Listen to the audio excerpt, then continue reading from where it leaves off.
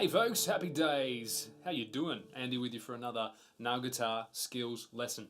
Today we're taking a look at a really cool skill that I'm sure you're going to appreciate very much putting into your playing. It is the idea of making your chord playing more interesting. Now, the first thing you can do to make your chord playing more interesting is learn more than just your major and minor chords, which is the standard thing that everyone learns because that's what most songs are made up mostly of. So, getting outside that box is a great way to go of learning some suspended chords, some seventh chords. The problem is, as soon as you throw one of those chords in place of your regular chord, for instance, if we learn to play, okay, I'm Andy, I know how to play A chord. Okay, I want to get more interesting with my chords, so I learn to play an A7.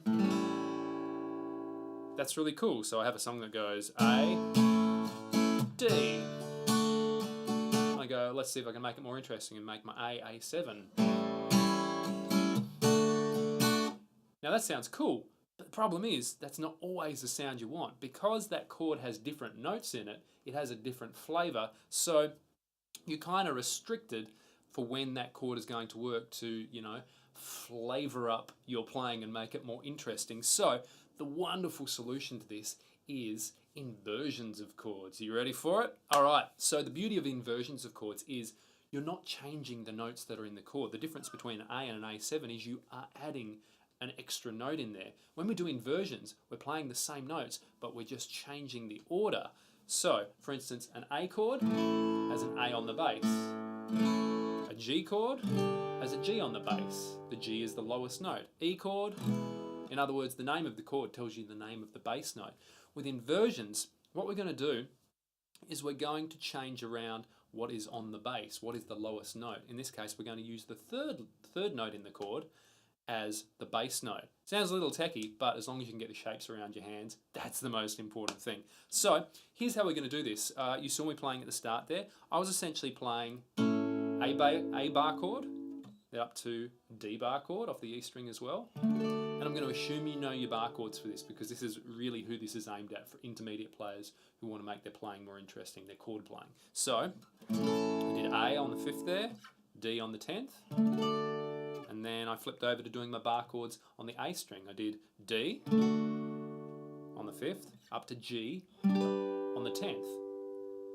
Now what we can do is we can make those little transitions. Because I'm sitting on this A chord for a while, and this is particularly good when you are sitting on a chord for a long time to make things more interesting rather than just 1, 2, 3, 4, 1, 2, 3, 4. See how that's the sort of situation that can get really boring. So what we're going to do, we've got a full bar of A, 1, 2, 3, 4. I might stay for the next 2 beats, 1, 2, and then the last 2 beats of this bar, then I'm going to use this little inversion. And here's the shape for you. You ready for it? It is up on the 9th fret. It's going to look like a D chord, except with different fingers underneath that. So the frets are going to be 9, mute, mute, 9, 10, mute. There we go.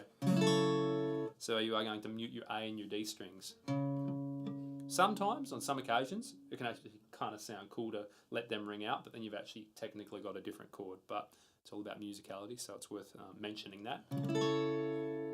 So there it is. Those chords, this, A, and this, that's an A as well. But we've now got the third of the chord, which happens to be a C sharp on the bass instead.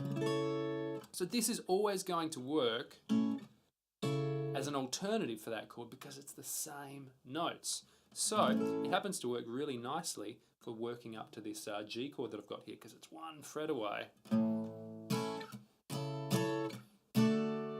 And that's sweet. You can use it not necessarily just for that, even though that's a great example. You know, say I was going from A down to F sharp minor.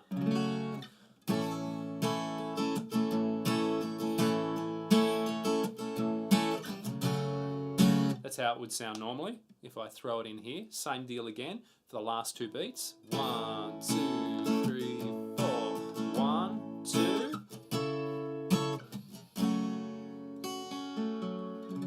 So, what happens if you want to use this for a different chord? Well, same deal again. Obviously, we're working off the E string here for these chords.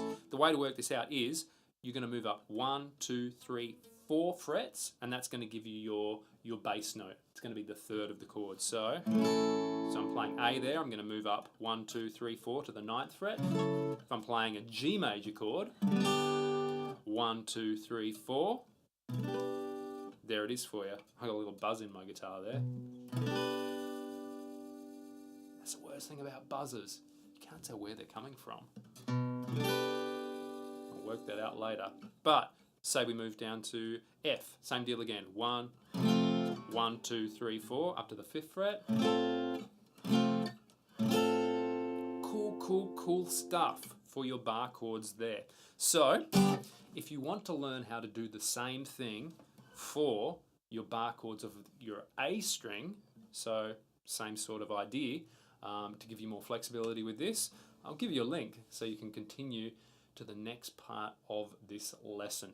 All right, there it is for you. It is a really cool technique to be able to throw in because it's so dynamic. You can use it in so many situations and it's kind of foolproof. Super musical as well. So have fun doing that. You might even land on some songs that use those along the track as well. All right, my name is Andy. If you've liked it, like it. Comment if you've got a question, all that sort of thing. And, feel free to favourite the lesson and subscribe. I will catch you for more real soon. My name is Andy. This is Nail Guitar Skills. Check out the Nail Guitar Skills channel to learn more guitar skills. And check out my other channels for heaps of free guitar training videos. If you're on Facebook or Twitter, you can catch me there also.